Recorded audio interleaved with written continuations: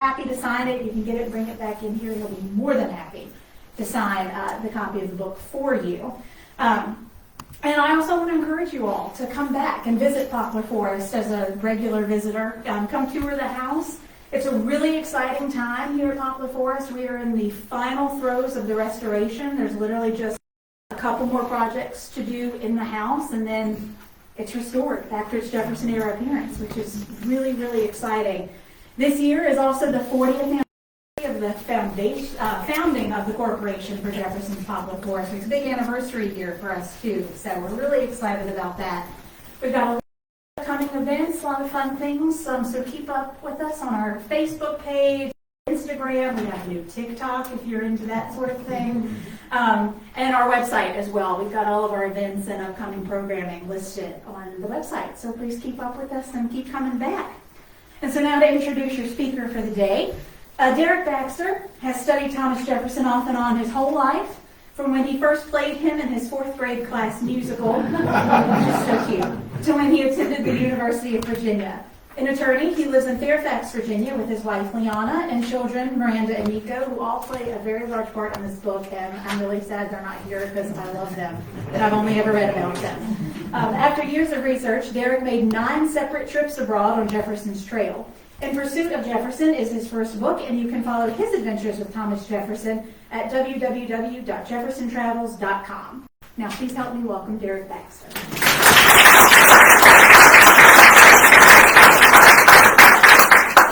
Okay, well, thank you. Thank you all for coming. Thank you, Mary, for that warm welcome and for finishing the book. Book club. I know it's great to be here, and I always felt that as I was doing these travels and writing the book, I kind of felt that Jefferson was looking over my shoulder, and here he's literally looking over my shoulder. So it's not a metaphor anymore. So this book gave me a chance, and these travels that prompted the book, it gave me a chance to explore a different side of Jefferson that we don't always hear about. We know a lot about, most likely, about the younger Jefferson. He was 33 when he wrote the Declaration of Independence. The older Jefferson as president, certainly here in retirement at Poplar Forest. But this is all about the age Jefferson when he was in his 40s and he went over to France. And he almost didn't make it there. The kind of winding path he took to France, it was a long one. It actually had a lot to do with Poplar Forest. Poplar Forest played a role in just getting him to Europe, and it'll pop up, I think, from time to time in our presentation here. So Jefferson had twice been asked to go serve as an ambassador in France during the Revolutionary War, and he declined both times. And it was in part because his wife was in poor health every time she gave birth. And then 2 really cataclysmic events happened in the early 1780s that just changed his life, that utterly destroyed his life, it looked like. So one was Jefferson's role in the Revolutionary War. So he was our governor here in Virginia for 2 years. They were not his finest moments. For all of Jefferson's talents, being a wartime governor was really not one of them. And he had a lot of trouble calling up the state militia and keeping it in the field because everybody wanted to come back and farm. So this wasn't in Jefferson's wheelhouse. All of a sudden, he's trying to press people into service and take their wagons. He didn't like the philosophy behind it, and he had trouble. He would write letters counting up the number of delinquent militia people. In Bedford County, he wrote there were 177 delinquent militia members, and it was like that all over the Commonwealth, unfortunately. He wrote down here, he worked with Colonel Lynch. He ordered Colonel Lynch to send him all of the lead, all of the gunpowder that he had, because Virginia needed it. But all this was not pleasant for Jefferson. Richmond, the capital, was overrun by the British, so they decamped to Charlottesville and made that the temporary capital. And then Jefferson was almost caught there. A platoon of dragoons charged up Monticello Mountain and came within minutes of catching him. And he fled. He fled to a couple places, but you can guess where he wound up. Well, can anybody take a guess? Because it's only a couple hundred yards away. He stayed 2 months here. This is well before the house was built. He stayed in an overseer's house for 2 months. And unfortunately, as soon as Jefferson got here, he fell off his horse, which was surprising because he was an excellent horseman. So now he's all laid up. He can't even leave the house. His political opponents are having a field day with this. They claimed even that Jefferson fell when he was escaping the British. And they charge him with fleeing, with cowardice, with mismanagement of the war. And Jefferson, he was always a bit of a sensitive person. All his criticism stung. He swore off politics. He said he was going to retire to his farm, his family, and his friends, his fields, and nothing would separate him from them anymore. And I think he really meant it. I think he was done with politics, which is surprising. This is 1781 I'm talking about, so he was still in his 30s. But he wasn't even the kind of the great political figure that we think. Even the fact that Jefferson had written the Declaration of Independence wasn't very well known. The Continental Congress had tried to keep this under wrap. They wanted to make it seem like the document was just a consensus, work of a whole committee. So Jefferson's political star was fallen, but that's fine. He's still with his family. And then the second terrible event happened. The very next year, 1782, his wife Martha died following another difficult childbirth. And Jefferson was in a stupor. He wrote. He said that their marriage together, they had been married for 10 years. He said it was one of uncheckered happiness. And it was such a dark time for him. He even wrote to a French friend he had and hinted at suicide. So Jefferson, at this point in his life, was a broken man, and certainly not the Thomas Jefferson that we think of today. So then, luckily for him, for all of us, James Madison came to the rescue. Madison was in Congress at the time, and he realized, he knew what had happened, letters from his friend, and he arranged Jefferson to get a third appointment to go to Paris as an ambassador. And this time he accepted. And it was there in France, in the 5 years he spent, that I think Jefferson really, he got his spirits back, he came into his own. You can tell in this portrait painted at the time, he's gone French. He's got all these lace ruffles. He's, posing before artwork, and he just loved so much about Paris. That was the change of scenery that he needed. He started going to the intellectual salons. Benjamin Franklin overlapped with him a little bit, and Franklin introduced him to Paris before he went back home. He went off. He played chess. He visited the Louvre. He discovered wine. He had all these places that he couldn't had back home. This is one of his favorite spots in Paris at the time, the Palais Royal, where he would just walk between the arcades, picking up some architectural ideas.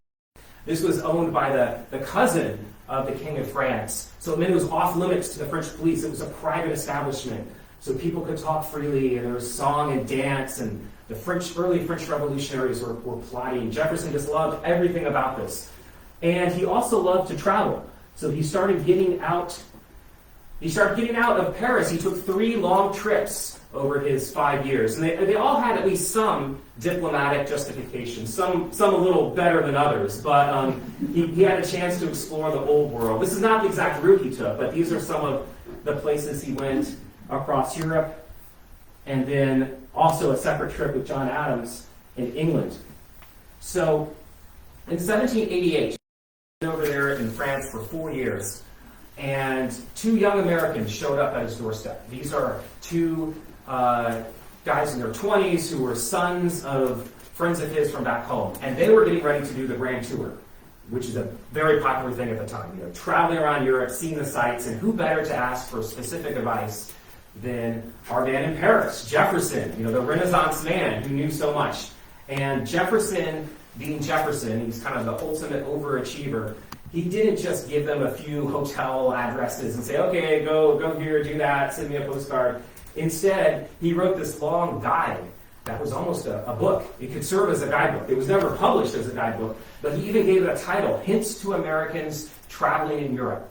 And of course, he kept a copy because Jefferson was copying all his letters. So he kept a copy the rest of his life, and I think he turned to it over time because he was already thinking, this is going beyond these 2 young men that want to travel. Jefferson had these great ideas for what to do and where to go in Europe. And he gave these young guys some homework to do.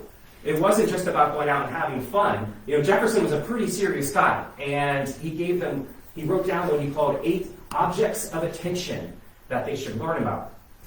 The thinking he had here was that America, this is 1788, we're only 5 years after the end of the American Revolution. Our republic is shaky, our economy is shaky. Americans, especially young leaders like these 2 guys, had to come back to the States with good ideas, and he definitely wanted them to avoid the bad ideas of things out there in Europe. So he had these subjects for them to get to know while they're on the road. So I've got some questions for you all right now. Of these different objects of attention, hopefully you can see them all on the screen. Which one did Jefferson write was worth great attention for an American? There was one that he really prized, I think, above all those others for travelers. Just feel free to call it out. Landscape gardens. I heard it's architecture, I think. Was it this lady here? Okay, so you come up after. You have a little door prize, this map of these travels, so you can see them there. But there was another one of these subjects that Jefferson said basically, okay, you can learn about it, but don't spend too much time, because it's so expensive, it would be useless and preposterous for an American to actually try to master the subject. Any takers? Number 6. Number 6. Who said number 6?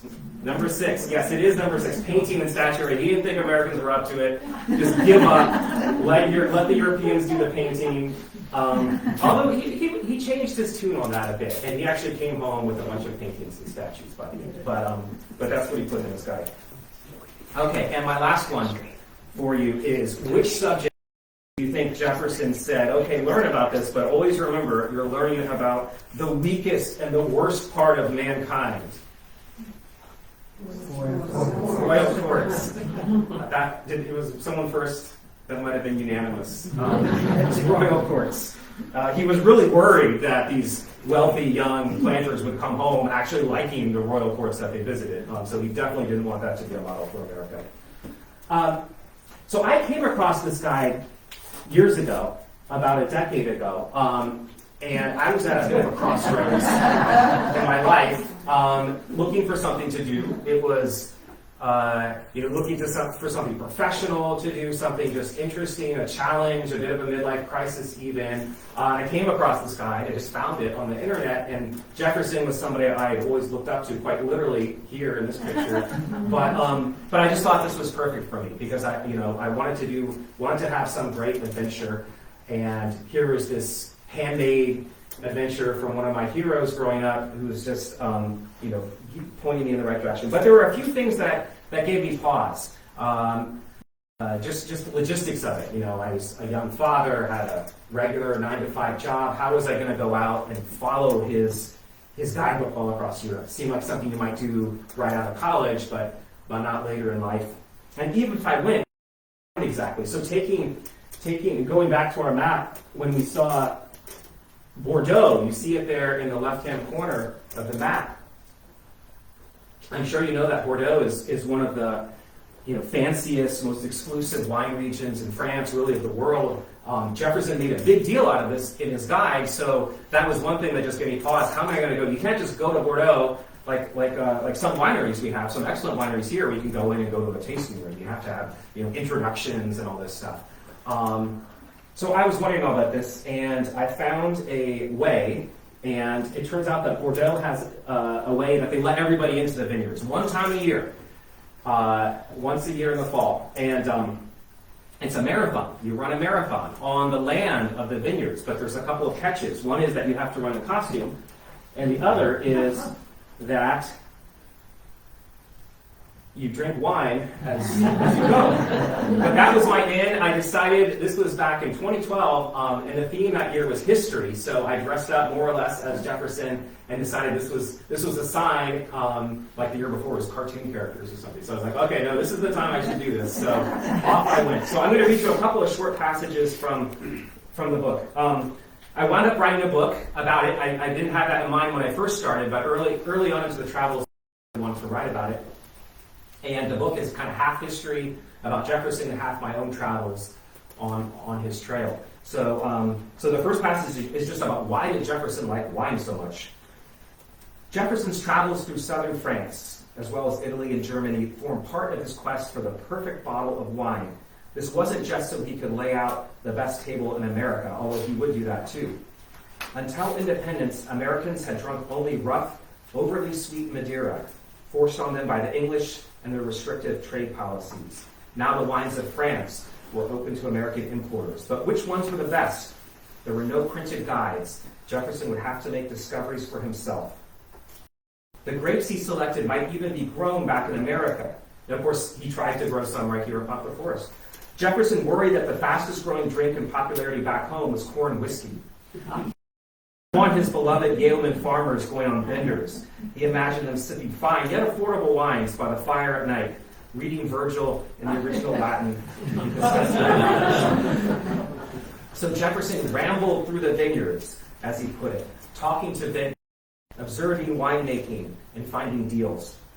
He recorded how women nails off the grapes and how men grafted vines. He bought vine cuttings to experiment with and bottles to sample at home. These were the happiest days of his life, he wrote later. After his trip, Jefferson would use his rankings of Bordeaux to guide his purchases, which he made directly with the winery wherever possible. Middlemen inevitably cheated the consumer, he wrote, adulterating wine, switching vintages and producers, and storing it poorly. Only the producer itself provided the genuine article, for it would be suicidal for them to do otherwise. He would travel home from France with 363 bottles in tow, mostly white Bordeaux. And that was just for his immediate use. The rest of his vast wine collection was shipped home.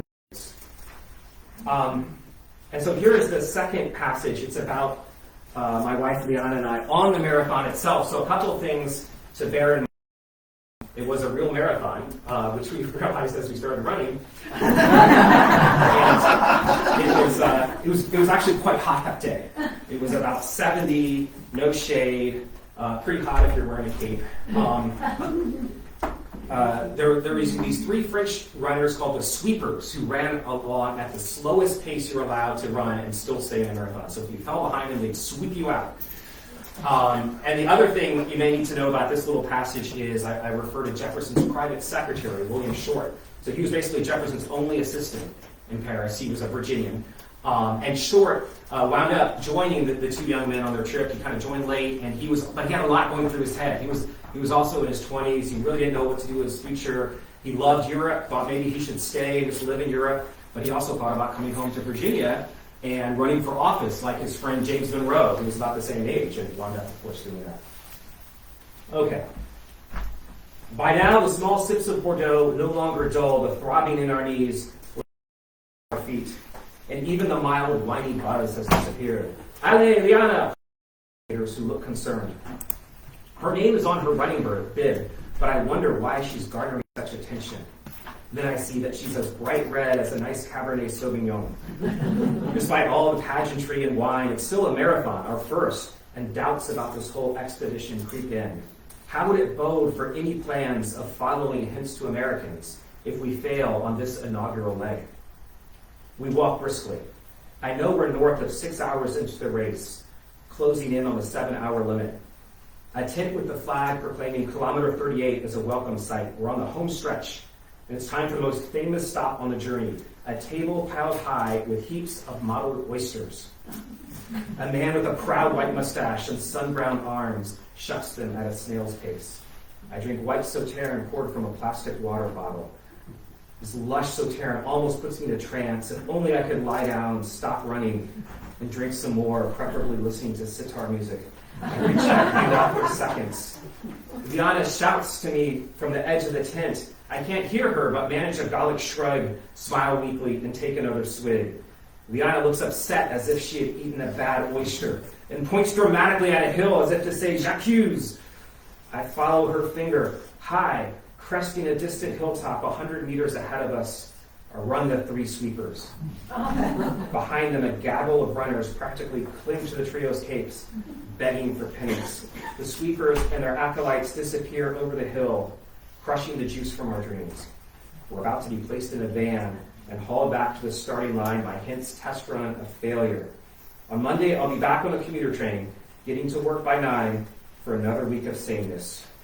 Just like those Bordeaux wines, I'll be confined in the classification that's impossible to break out of. My mind flashes to Jefferson and to William Short and the advice he sought from his mentor. He too traveled to Bordeaux with a troubled mind, torn about his own future. Should he remain in Paris long term or follow his dream of running for office back home? He was afraid that if he chose wrong, he'd have to resign himself to a life he hadn't wanted. Consider carefully, Jefferson counseled in a return letter, He would be sorry to lose Short as his secretary. But the young man had to find his own path to durable happiness. It won't be easy. It will certainly involve hard work. This is not a world in which heaven rains riches into any hand that will open itself, Jefferson wrote. Whichever of these courses you adopt, delay is loss of time. The sooner the race is begun, the sooner the prize will be obtained. Mare, I feel an almost electric jolt course through me. I'm not ready to abandon this race, this prize, this pursuit of happiness. Without a word, Leon and I rushed forward, revolutionaries storming the barricades. We put pain out of mind. We charge up the hill, sweeping past the sweepers. On a runner's high, blisters and heat forgotten, we clock our fastest kilometer as the Grand Gironde River comes into sight. My cape flies crisp in the wind, our hearts pound in unison, our minds drive our exhausted bodies behind them. Allez, Liana, she's purple like Merlot and determined. Loud French music blares, people clap. The clock ticks 7 hours. We cross the line holding hands. We finish the marathon, and now the hard journey begins. The race was a success. We had a great time. I felt like I learned about wine and connected with Jefferson some along the way, and I decided to continue these trips. I wouldn't try to do them all at once. I would break them up. I'd do roughly one a year or so, sometimes with my family, sometimes just with Liana. And we focus on a different one of those subjects that I showed you earlier each time. So it was really a labor of love. We just had a great time doing this over 8 years. So here, this is where the guidebook, Jefferson's guidebook, actually starts. Any idea where we are there? Amsterdam. Okay, I will give you a map. That's worth a map. Amsterdam was one of our favorite spots to go, and it was there that we learned. That's how the guidebook started, and it was there that Jefferson set out his practical tips to travel. And I love these. I think a lot of them stand the test of time today. So Jefferson said, if you're going to a place you've never been to before, the first thing to do is to buy a map and to buy a guidebook, which makes sense. Well, although that was still fairly new. As I said earlier, this is the time of the Grand Tour, when young aristocratic men would travel across Europe, and it was really the birth of the tourism industry. It was the first time that printed books were really being made available on a widespread scale then. So Jefferson said, get the practical information in hand, and the next thing is to find the highest spot you can go to in the town. So maybe a church steeple, maybe the city walls, whatever. Look down and get an aerial view. So it's almost like getting a Google Earth satellite view. So you see the layout of the place. Then you've got your practical information, and he wrote, gulp down culture, as he put it. He liked to do this in a day. He'd just go out there and spend his day and see everything he could see. But once he had got that done, he also said, though, when you do that, remember, strike a balance. Think about what you want to see. Remember, you might not come back here again. There's really a message of carpe diem. So don't go through your life. If you only go to Amsterdam once, don't go back having regrets. Oh, I didn't see this.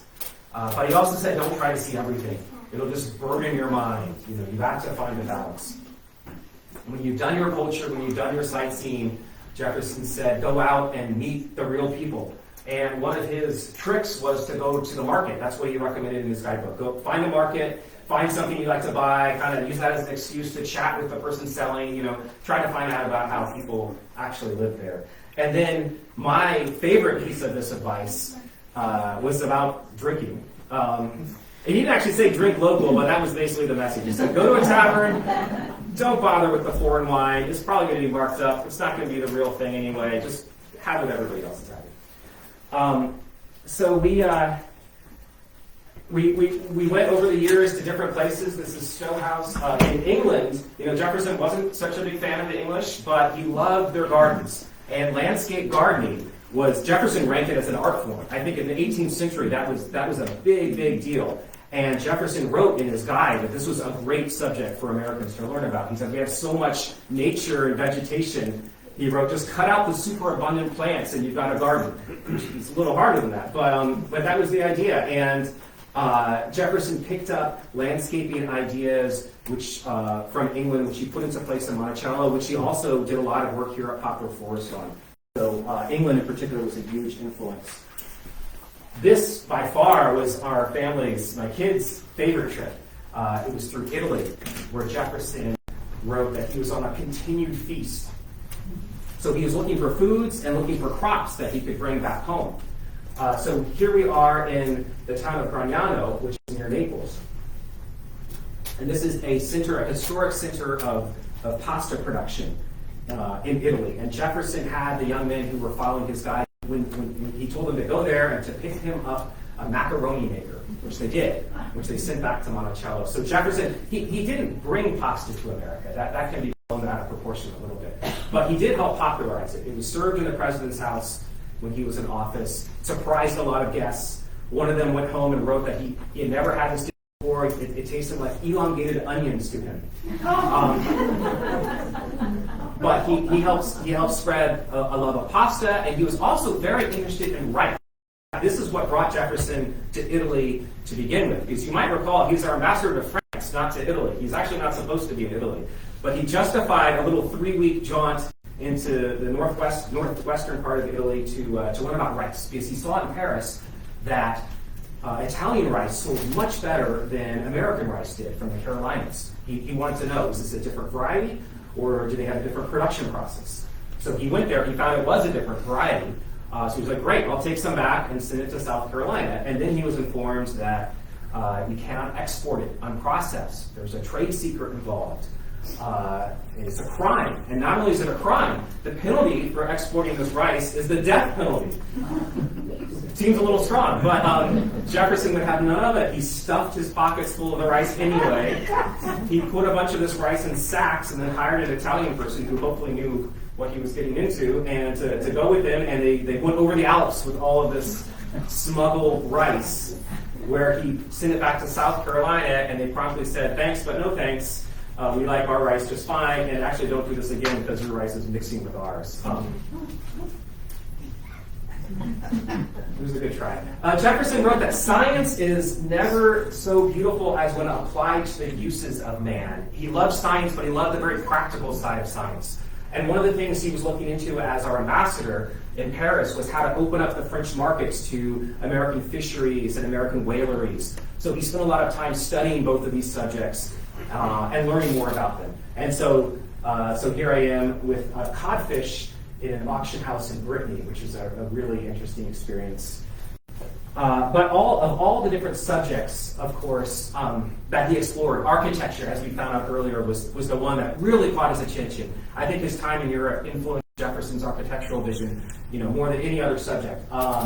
Because he had built, as you may know, an early version of Monticello before he left. It looks nothing like Monticello today. It had no dome, for one thing. It was very boxy. Two sets of porticos on top of each other. But instead here, this building looks a lot more like Monticello than Jefferson's first try. This is the Hotel de Salm, which is still a museum in Paris today. It's on the left bank, not too far from there. And Jefferson would come down from his house on the Champs-Élysées, and he'd sit there in the Tuileries garden, because this hotel, it was called a hotel, but it wasn't for guests. It was just a French word meaning a very luxurious private residence. And he'd come there, it was being built for this prince, and Jefferson would sit there and watch it being built. And he wrote that he'd come home at night with a neck ache because he was just craning his neck the whole time.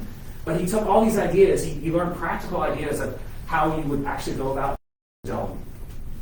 And he also learned all about the French neoclassical architectural style, which this is an example of. Because at the time, French builders in the 1780s, they wanted to project a bit of a sense of humility, of elegance, but also restraint. They didn't like ostentation. So Jefferson took some very specific ideas back. If you've seen how Monticello seems like it's just one story, he got that idea from here. Monticello, the second story second floor windows are very close, very, very low, so it looks almost as if they're part of the first story. And the third story is hidden by a balustrade. So it all seems just very simple, like it's just a simple house. He got the idea for skylights, which he certainly put to great effect in Poplar Forest from all this French architecture as well. Jefferson learned all about the great building materials you could obtain in Europe. So this is Carrara in Italy. It's been a marble quarry since the time of the Romans. This is where Michelangelo got some of his best marble. So of course Jefferson had to have only the finest. And so when he sent these young men out on their itinerary, he said, why don't you just stop in Carrara and pick me up, commission me a little marble chimney piece. for Monticello, which is what they did. But he also realized that he couldn't practically build a Carrara marble, throughout all of his buildings. And he realized that the real, what we have just right outside here is red clay and bricks.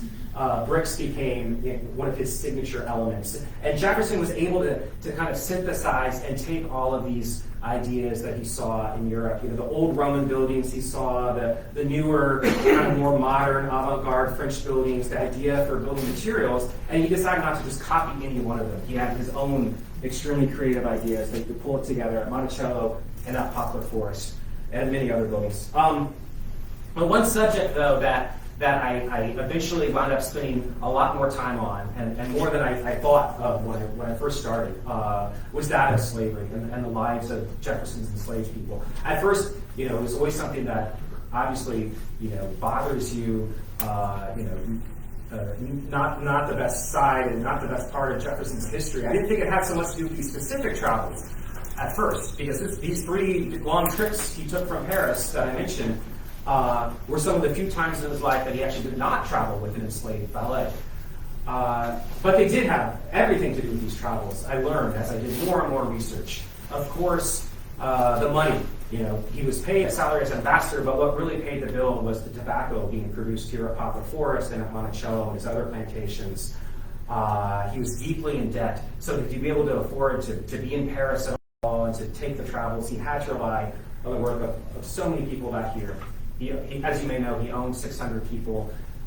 He only freed 10 formally in his life.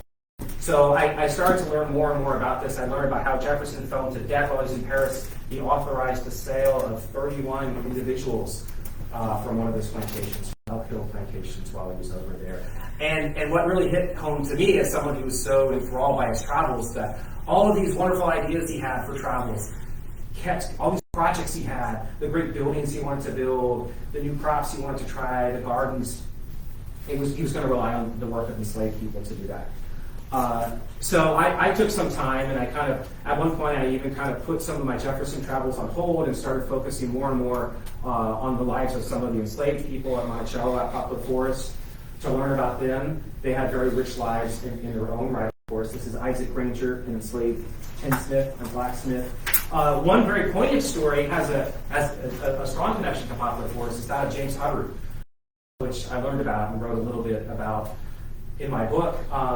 James Hubbard, he grew up here as a boy in Poplar Forest. His father had been a waterman on the bateaus and then was a foreman here. But at the age of 11, James was taken up to Monticello, where he worked in the nailery, making nails, made charcoal. And through all these jobs, he got a little cash on the side. Jefferson would give small monetary incentives sometimes to people doing that kind of work. He got money together. He wanted to escape.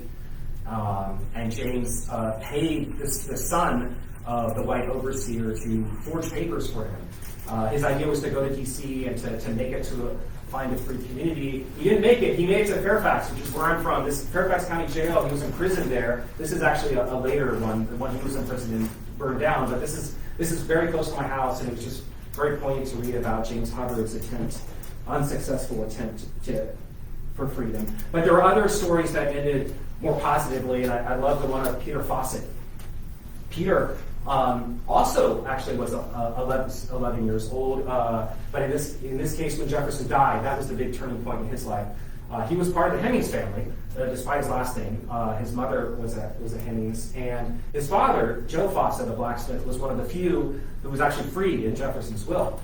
Unfortunately, Peter wasn't. There wasn't enough money for Jefferson to do that. He sold 130 people at Monticello after his death to help settle his estate, which didn't even settle it. But Peter was sold to a particularly cruel master who whipped him, who forbade him from reading.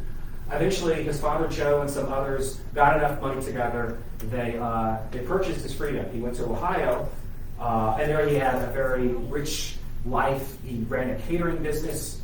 He worked in the Underground Railroad, and he became a reverend.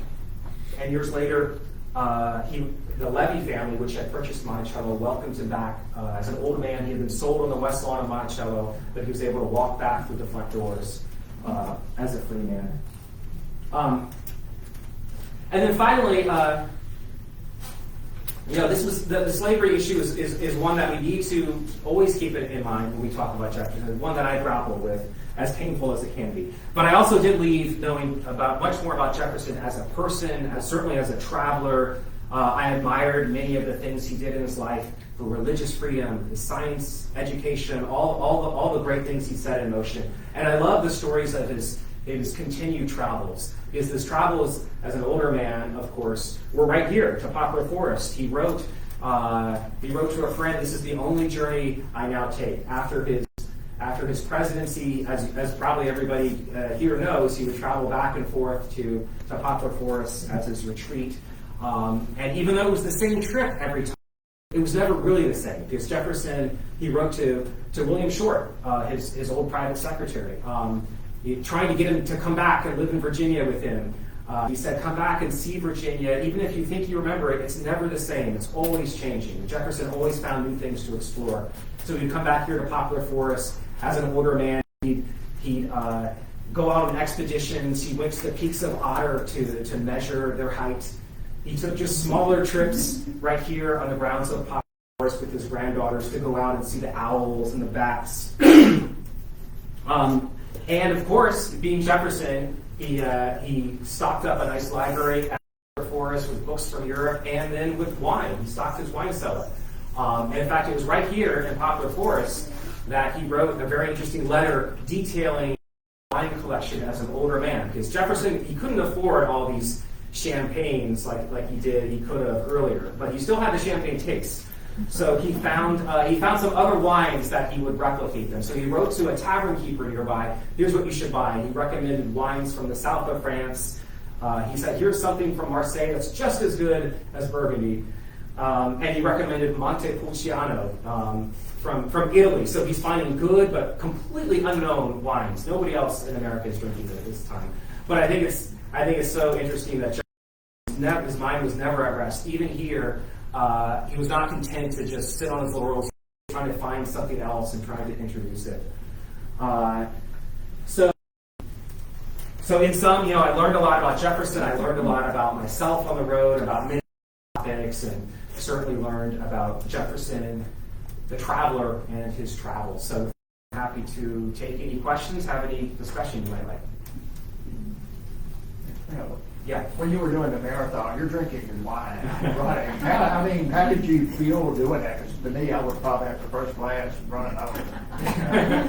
Well, it wasn't a lot of wine. Okay. Yes, they were like tastes. These are not full glasses of wine. It's just like a taste. But how many stops did you do to take? There were too many stops. I think there were 21 stops. So there's food.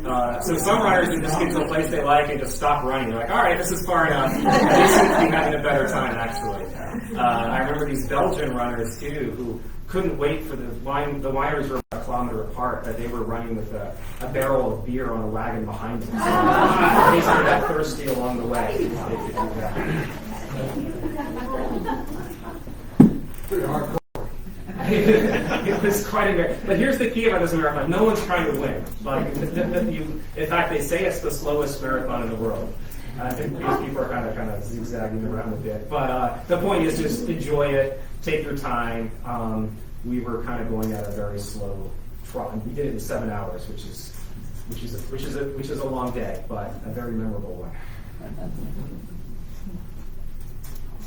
Of all the trips, all the different trips you took, which was your favorite? Oh boy, that's If you were to tell me, do one. Okay. Wow. Maybe Italy. Italy was so good. In both food and architecture, there's so much to see. The Italians were so friendly. We just had such a great time there. And just the history is incredible because they have, and you certainly know if you've been, but they'll have like a Renaissance church, and that's not even the historic thing. It's the Roman, building next to it. That's the historical. The Renaissance is just the church that people are going to. So it's just such an ancient culture. And that's the place that Jefferson wished he had spent more time in too. He spent only 3 weeks there. He would have loved. In fact, when he returned home, he thought that he was going to return, and he would go back to Italy. and spend more time because he was raised on the classics, and I think he just would have loved every minute of it. So I can't recommend Italy as much. But I'm going to actually throw a question back at you all. He wanted to go back to Europe and return, and he wanted to visit Italy again, and one country which he never made it to. Does anybody have any guess what he also had in mind? Germany.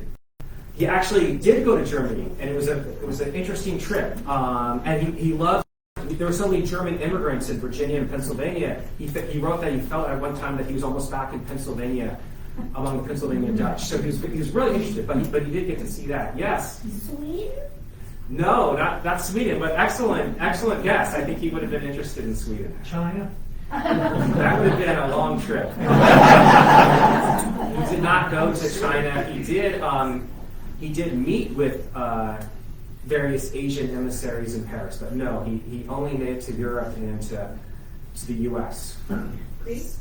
Yes, you said Greece. There you go. Okay, excellent. Yes, he would have loved Greece. He would have loved Greece, and you will get the last map for that excellent answer. And I can only imagine Jefferson going among all those temples in Greece and what he would have written about that. Yes. What were one of your biggest surprises in the course of your years of research and writing that you haven't mentioned? Oh, okay. Well, I didn't know that Jefferson was personally involved in the French Revolution, which he really shouldn't have been, because he was our ambassador to the court of Louis XVI. But he was there for the very early days of the French Revolution. This is way before the guillotines and the radicals. This was Lafayette was the leader, and so they were angling for a constitutional monarchy. And Jefferson was all for it, and so behind the scenes, he helped Lafayette craft, and he was editing what became the Universal Declaration of Human Rights, which is kind of like France's Bill of Rights. It's their major document even today. So that he was kind of he worked for the U.S. government. He was secretly helping the French revolutionaries. I thought was quite funny, just how invested he was in those early days of the French Revolution. He didn't stick around for all the bloodshed later, so he walked away with, I think, a very rose-colored view of it. So that was surprising. It was surprising just how much he recorded everything. We have such detail. He took notes about every day what he spent money on and where he went, and it was very practical. He wouldn't always wax poetic, but he would write all this practical stuff. Like, okay, from this French village to this French village, they're growing this crop, and so you can go back and see if they're still doing that today. I mean, it's just a snapshot of what Europe was like in the 1780s. And he was so ahead of his time on so many things. I mentioned the Bordeaux wines at the beginning. He was the first one to create this great chart and listing. This is well before they came out. Later, they have a very official chart, but on so many different things, from everything from the exploring whaling, where the whales went to, which French wine should you build. I don't know how his brain went from one subject to the other, and not only understood this stuff, but kind of went right to its core. That still blows me away. If I can ask you another question. Mary mentioned how important your children were on these travels. Can you give us a little more insight into that? Oh yeah, the kids loved it. They were a little young for some of this. They said after, and I wondered how much was sinking in. And they said, at the time, sometimes they'd be like, when are we going home? But it made a big impression, and they want to go travel more. And they came back, like from Italy. My daughter was only 10, but she came back with this, her eyes were open to all these different foods. She started cooking when she came home. She started cooking carbonara, pasta, and stuff like that. So it's interesting how things sink in. You don't necessarily see it right away. My son was pretty young, but if he got really into geography, no big surprise. And so he decided he just loves to read maps, and so they're all just comfortable traveling, and they have this eagerness to travel, it was just something great to share that at an early age with them. So yeah, they were very good companions. I wasn't completely sadistic, so we also mixed in like some amusement parks here and there. It wasn't all Jefferson all the time, but it was a lot of Jefferson. If we talked about your food that you ate, particularly the head, explain to us something, maybe that and some of the other foods that you had that you tried. Oh yeah. Yeah, that was very interesting at the Café Procope, which is this old establishment that goes back to the 1600s, where they serve up this calf's head that Jefferson liked. That seemed like a good idea at the time. It's actually very tender, yeah, there were so many great meals. What I tried to do in Italy in particular was kind of dream up like Jefferson's like his imaginary ideal meal, and so that we were kind of looking for like the different courses that he liked. So we had risotto in Milan because I thought that tied in with the theme of the rice that he was investigating. We went to so we found a great restaurant there, and that was just so much fun, just going around and sampling the different Italian foods. Definitely would be happy to do that again. Did you share with the locals what your mission was when you were traveling? Sometimes, yeah. I tried to talk to people. Like when we went to the vineyard, I certainly talked to the person showing us around, explain like the historical interest and stuff like that. And so when we were actually engaged with somebody, I would kind of ask them questions and explain about Jefferson's travels. A few of them had heard about Jefferson. He's surprisingly well known in France as like a symbol of American and kind of French-American relations, but not all the time. Sometimes it just kind of, I don't know, thought it would seem weird or something, so I was just wandering around, just kind of trying to soak it all in and trying to just experience it myself. Yes. Do you think when Jefferson was a little boy, he was meticulous about recording what went on? Or where did it come from? Yeah, I think it was kind of his kind of enlightenment, kind of part of the enlightenment that everything should be recorded and should fit into some scheme. So yes, as a student, he would record his. He would copy passages from books he was reading. Certainly as a law student, he started very meticulous records. He kept notes about the different law books he read, and then he had notes about all of his hundreds of court cases, which he had to keep straight. He started his farm book, I think in 1767 or 68, so he was a young man. He was just starting. He wasn't even living at Monticello yet, but he already started to record cherry trees were being planted. Purple hyacinth was in bloom. I think that was the first entry. So he would keep that on and off, especially when he was back at Monticello. When he was traveling, less so, or when he was in Washington, D.C. But when he was back there in his retirement years especially, he would just keep meticulous notes about the farm. So this was about everything. He just liked recording everything down. And as I mentioned, he recorded all these expenses. Now his big problem was he kept recording expenses, but he never actually tried to balance the books. So he got half of it right. He wrote down all the expenses, but it didn't quite work out. There's a lot of talk about the architecture and the effect that it had on Jefferson. But I know from Monticello that he also designed a lot of furniture. Do you know, is there any evidence of influence from Europe on that? That's a good question that I don't know the full answer to. I know he brought about a bunch of furniture back with him.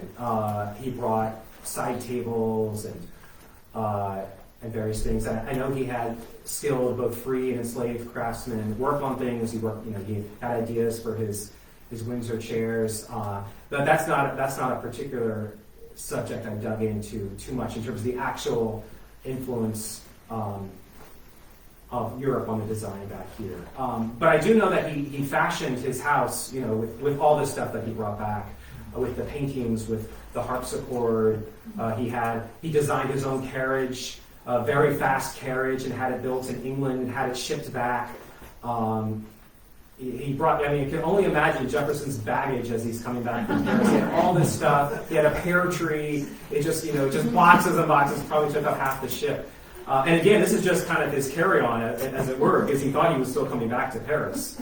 But he really liked to, just about every subject, he liked to really study it, learn about it, and try to find out the best examples of it, and see what he could improve. I think that was another key point about all these the subjects he gave the Americans. He didn't want them just to copy things. He wanted to find out ideas, and we always thought we could see what would work here in America and what we could improve.